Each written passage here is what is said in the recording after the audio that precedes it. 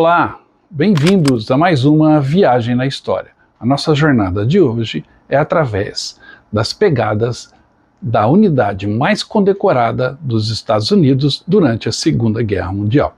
E você vai se surpreender com seus integrantes.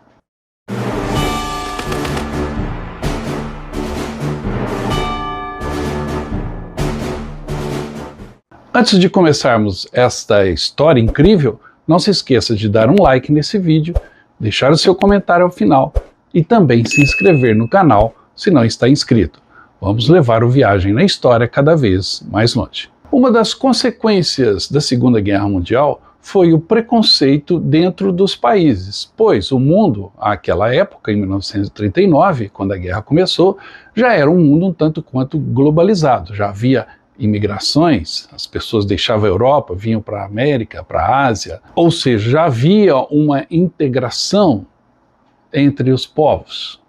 E aqui no Brasil, por exemplo, a gente tinha populações já numerosas, descendentes de italianos, de alemães e até de japoneses, e que foram discriminados durante a Segunda Guerra Mundial no nosso país. Isso aconteceu por toda parte. Aqueles que eram descendentes do inimigo passaram a ser considerados também inimigos, por conta dos laços de sangue e de pátria. Nos Estados Unidos isso não foi diferente, principalmente após o ataque a Pearl Harbor. E todos aqueles Niseis, Sanseis, ou seja, os descendentes de japoneses, foram considerados inimigos e encarcerados dentro do território americano, mesmo sendo americanos por nascimento e, consequentemente, nacionalidade. Em 7 de dezembro de 1941, o Império do Japão bombardeou Pearl Harbor, a base americana no Havaí, perto de Honolulu, a capital do território. Os Estados Unidos declararam guerra ao Japão no dia seguinte, 8 de dezembro, entrando assim na Segunda Guerra Mundial. Nessa época, havia um medo crescente nos Estados Unidos de que os japoneses e os nipo-americanos, os descendentes, servissem como agentes de espionagem para o Japão, apesar da falta de evidências sólidas. Por causa desse medo, em 19 de fevereiro de 1942, o presidente Franklin Delano Roosevelt assinou a Ordem Executiva 9066, que deu autoridade militar aos Estados Unidos para excluir quaisquer pessoas de áreas militares designadas na costa do Pacífico. Assim, começou o estabelecimento de campos de internamento para nipo-americanos. Das aproximadamente 120 mil pessoas removidas de suas casas, cerca de 2/3 eram Niseis, ou seja, cidadãos nipo-americanos de segunda geração. Apesar de essas pessoas serem cidadãos norte-americanos e de muitos estarem dispostos a alistar-se nas Forças Armadas dos Estados Unidos na guerra contra o Japão, havia uma visão racista nos Estados Unidos de que um japonês é um japonês, nas palavras do americano comum. Estes nipo-americanos eram cidadãos nascidos, registrados, pagavam impostos nos Estados Unidos, mas esta cidadania não provou lealdade. Em vez disso, de acordo com a visão racista, o sangue provava lealdade. E em 5 de janeiro de 1942, o Departamento de Guerra reclassificou estes descendentes, passando de cidadãos elegíveis para o recrutamento para uma nova categoria, como estrangeiros inimigos, e não podiam serem recrutados. Para muitos nipo-americanos, isto foi um choque.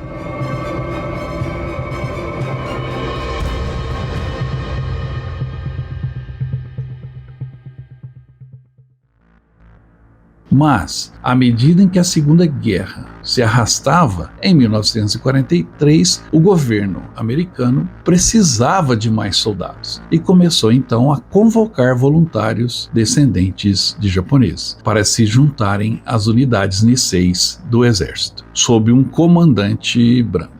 Em 28 de janeiro de 1943, o Departamento de Guerra estabeleceu uma meta de 1.500 recrutas das Ilhas Havaianas, mas um número superior a 10 mil voluntários compareceram. Porém, o que aconteceu nas Ilhas Havaianas não foi correspondido no continente americano. pois a realocação em massa dos nipo-americanos em campos de internamento gerou medo e desconfiança. Quando o Departamento de Guerra estabeleceu a meta de 3.000 recrutas do continente, apenas 1.200 se ofereceram como voluntários, reflexo do terror que se espalhou entre os Niseis. Com isso, os Niseis havaianos e os Niseis continentais foram todos designados para a 442ª Equipe de Combate Regimental, ativada em 1º de fevereiro de 43. Aproximadamente 4.000 voluntários que passaram nos critérios de inscrição foram parar em Camp Shelby, no Mississippi, onde aconteceu o treinamento dos nipo-americanos.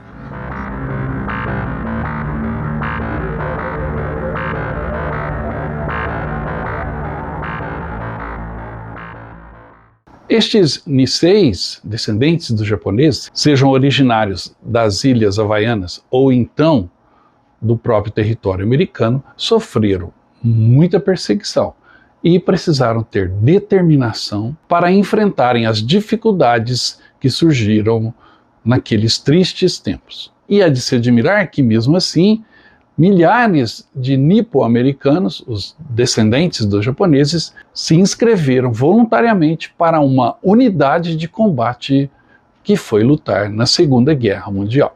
Mas a vida não era fácil nos campos de treinamento. Além do atrito entre os americanos brancos e os descendentes de japoneses, havia também atrito entre os integrantes da 442ª Divisão, pois os Niseis vindos das ilhas do Havaí e os Niseis que viviam no continente americano não se entendiam. Os Ilhéus tinham um sentimento de superioridade étnica, pois os Niseis continentais se sentiam uma pequena minoria oprimida, além das diferenças de fala, educação, caráter e outros fatores que geraram brigas entre os dois grupos. Mas essas tensões foram quebradas quando os recrutas foram levados para visitar os campos de internamento das famílias nipo-americanas, das quais os ilhéus, os vindos do Havaí, tinham pouco conhecimento. Após estas visitas, os ilhéus passaram a ter um novo respeito pelos Niseis continentais, que se voluntariaram para o exército americano,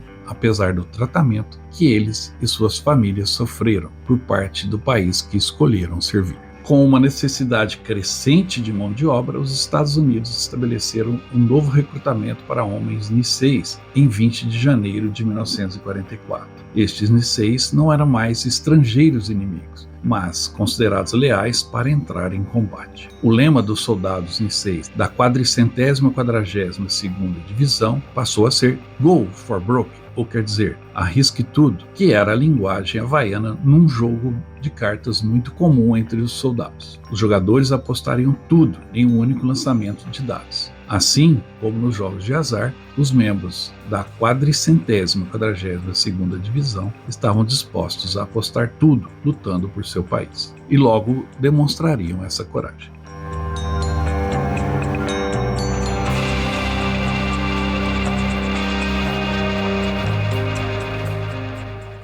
Esta unidade de combate nipo-americana atuou em diversos cenários da guerra, mas não no Pacífico, obviamente. Tiveram seu início na Itália, foram para a Europa, lutaram na França, na Bélgica e voltaram para a Itália para enfrentarem os alemães. Por todo lado, a sua atuação foi marcada por muito heroísmo, muita determinação e muitos atos de bravura.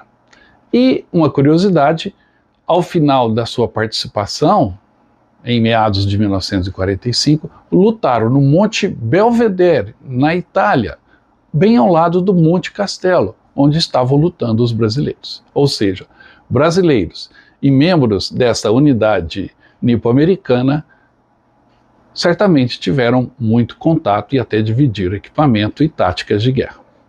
Em 22 de abril de 1944, a divisão nipo-americana partiu de Camp Shelby para sua primeira missão no exterior, na Itália. Lá, a 442ª Divisão lutou ao lado do 100º Batalhão de Infantaria, outra unidade americana composta quase inteiramente por soldados niseis, a maioria dos quais estavam na Guarda Nacional do Exército do Havaí. O 100º Batalhão havia sido enviado para a Itália em 1943 E foi, em parte pelo sucesso e bravura deste batalhão, que foi criada a 442ª Divisão, que fazia parte do 5º Exército americano. Recém-chegados à Itália, a divisão Nicei entrou em combate rapidamente, lutando na Batalha de Belvedere em junho de 44, onde enfrentaram um batalhão SS alemão que tentava chegar a Nápoles. Após um ataque inicial, a 442ª foi paralisada por morteiros alemães e ninhos de metralhadora,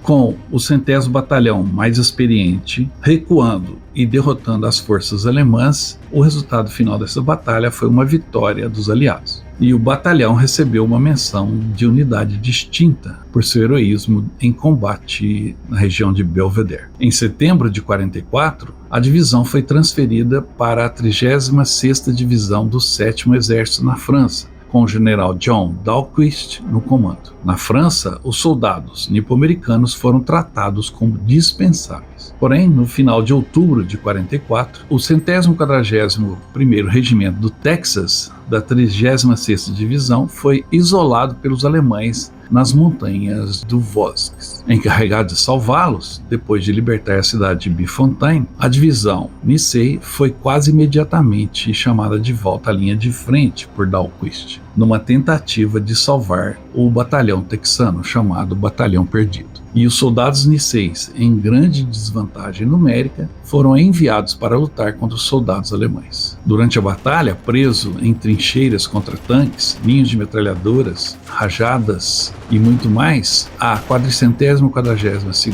Divisão sofreu pesadas baixas. Em alguns casos, os soldados tentaram ações quase suicidas, buscando tomar posições mais altas dos alemães. E depois de finalmente resgatarem cerca de 200 soldados texanos, os soldados niceis haviam sofrido mais de 800 baixas. E este resgate rendeu à divisão Nicei 2 menções de unidade distinta por seu heroísmo em combate. Quando o general Dahlquist ordenou uma parada para entregar esses prêmios, ele ficou surpreso com o número de soldados que marcharam. A baixa participação no desfile foi resultado das altas taxas de vítimas. Durante as poucas semanas da divisão na França, 160 soldados foram mortos e 1.262 ficaram feridos ou desaparecidos em combate. Já em março de 1945, em uma tentativa de romper a chamada linha gótica no norte da Itália, a divisão Nicei foi anexada à 92ª Divisão de Infantaria,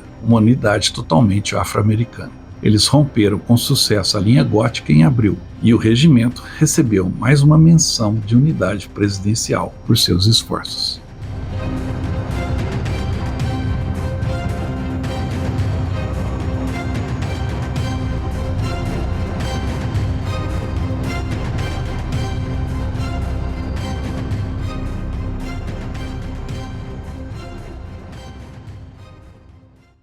Depois de tantos atos de coragem e bravura na luta na Segunda Guerra Mundial, era óbvio que os membros da 442ª Unidade de Combate, a chamada divisão Go for Broke, nipo-americana, receberiam tantas homenagens e tantas medalhas. Esta unidade foi a unidade mais condecorada da Segunda Guerra Mundial e composta por aqueles que os americanos acusavam de traição. Nada mais inônico. Como resultado de suas ações corajosas, a 442ª Equipe de Combate Regimental, o que eu chamo aqui de Divisão Nicei, foi a unidade mais condecorada da história militar dos Estados Unidos, por seu tamanho e tempo de serviço. Aproximadamente 18.000 soldados niceis serviram nesta equipe regimental, e as unidades combinadas ganharam mais de 14.000 condecorações, incluindo aí 4.000 medalhas chamadas de Purple Hearts, ou seja, a medalha do coração púrpura para os feridos em combate, 21 medalhas de honra, Medal of Honor, 29 Distinguished Service Crosses, 560 Silver Stars, a estrela de prata, mais de 4.000 estrelas de bronze e 7 citações de unidade presidencial. Por salvar o batalhão perdido, o governador do Texas, à época, John Connally, concedeu o status texano honorário à 442ª Equipe de Combate Regimental, a chamada Divisão Nisei. Em 2011, muito tempo depois do final da Segunda Guerra, a Divisão Nisei também recebeu a Medalha de Ouro do Congresso, o maior prêmio civil dos Estados Unidos. Nada mal para quem sofreu tanto preconceito.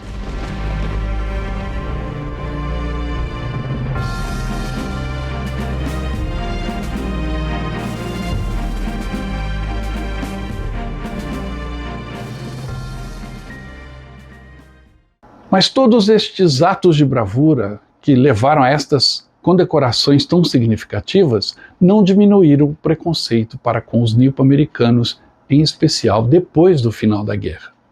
Esta é uma característica da sociedade americana. Como ela não era uma sociedade integrada racialmente, os heróis da guerra voltavam, mas ainda eram discriminados. Um exemplo disso é a história de um índio norte-americano chamado Ira Hayes. Tem um vídeo aqui no canal que é muito legal, eu vou deixar o card aqui para você assistir a triste trajetória e heróica de Ira Hayes.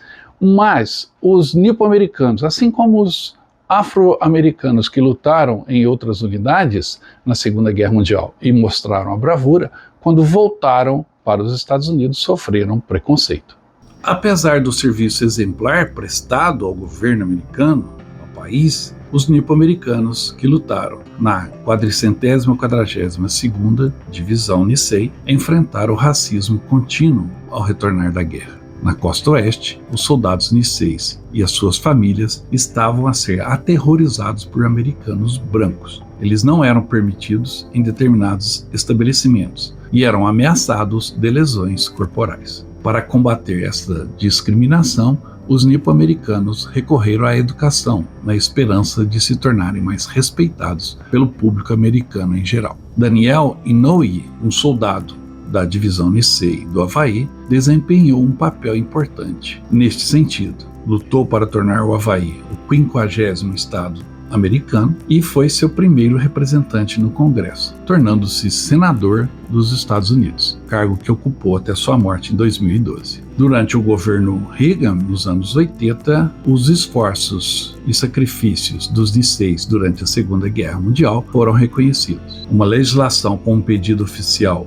de desculpas aos nipo-americanos foi aprovada e também um pagamento de reparação aos internados sobreviventes ou aos seus herdeiros. O fato do governo federal reconhecer seus erros destacou o serviço prestado pelos voluntários Niseis da 442ª.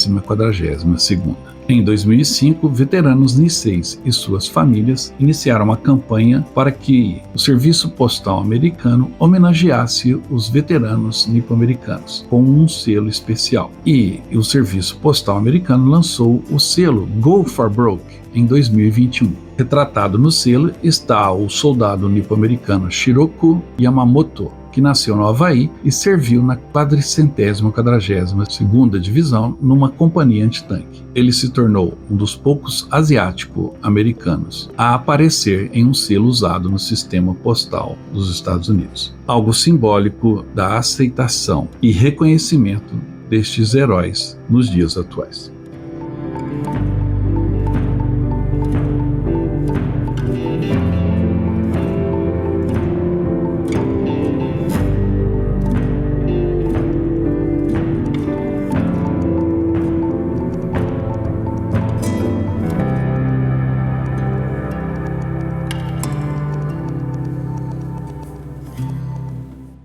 Levou muito tempo para que a 442ª Unidade de Combate, a Divisão Go for Broke, fosse reconhecida. Mas hoje ela está no panteão dos heróis norte-americanos. Esta é mais uma história da Segunda Guerra Mundial que eu tenho o prazer de repartir aqui com você. Espero que você tenha gostado. Se gostou, dê um like, não deixe de comentar e também de se inscrever no canal. Aproveita, corra e participe da nossa promoção. Está terminando o sorteio, atenção, todo mundo que comprou a camisa, o sorteio será no primeiro sorteio da Loteria Federal do mês de março. Vamos ver quem vai ganhar aí o pacote de viagem para a Normandia, a Bélgica e os campos de batalha da Europa. Se você ainda não adquiriu a sua camisa, corra e adquira, restam poucas unidades. Adquirindo a camisa, você concorre a um pacote de viagem para os 80 anos do dia D, que acontecerá em 2024. Participe! Para adquirir a camisa é fácil, é só entrar em contato pelo nosso WhatsApp. Logo, logo eu quero mostrar sua foto aqui com a camisa do Viagem na História também.